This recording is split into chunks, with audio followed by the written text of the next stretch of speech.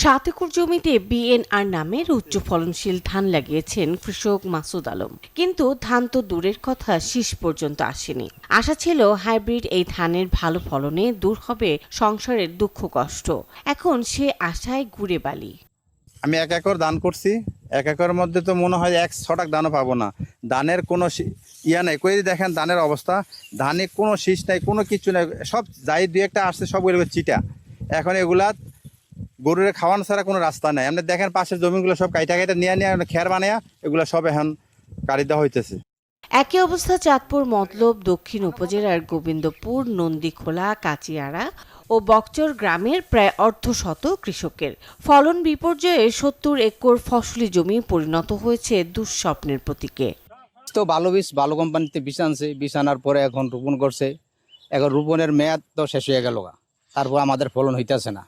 তো এখন কোম্পানির সাথে আমরা যোগাযোগ করছি, কোম্পানি আসা যাওয়া করছে, কিন্তু কোম্পানিতে আমরা তেমন সাড়া পাইতেছি না। তো এই মুহূর্তে আমরা কি করি? আমাদের তো মনে করেন মূলই সম্পূর্ণ ধ্বংস হয়ে গেল, চালান গেল সব কিছু।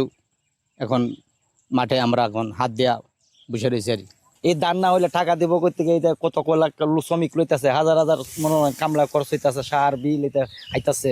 এই টাকাগুলো কই থেকে আইবে বলেন? একটা তো দানে হচ্ছে না, কি করে মানুষে বাঁচবো?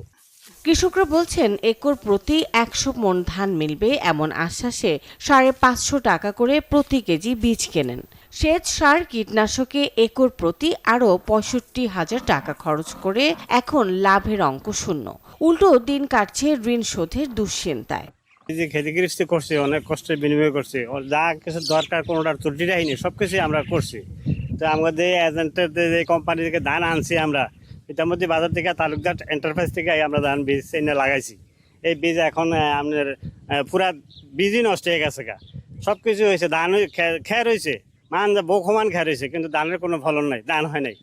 আমরা তো এখন মাঠে বসে দেওয়ার অবস্থা হয়েছে। আমাকে আশা করে এই ভালো বীজ লাগাইছে, লাগানোর পরে অনেক ক্ষয়ক্ষতি হয়েছে, আপনার ফসল আপনার হয় নাই, বুঝলেন?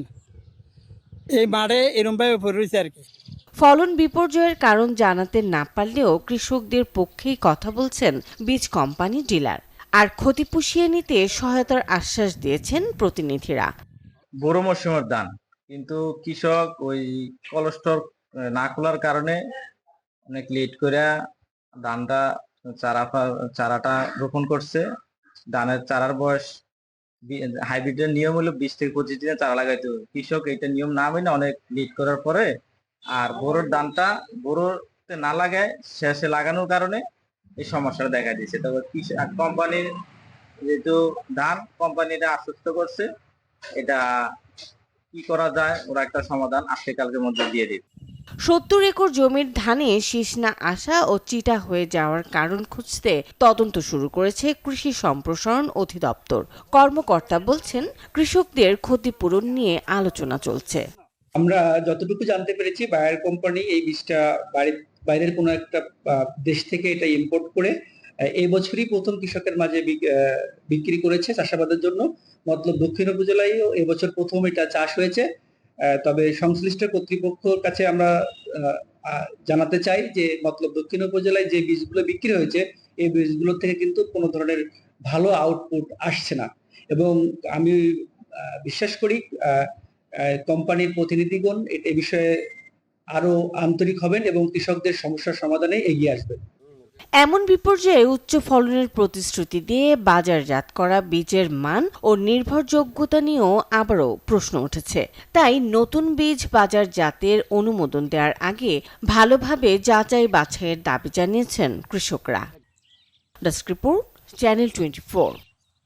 প্রতি সপ্তাহে সর্বোচ্চবার বিকাশ পেমেন্টে 50 জন হবেন পেমেন্ট চ্যাম্পিয়ন। জিতে নিন টিভি সহ আকর্ষণীয় সব প্রাইজ।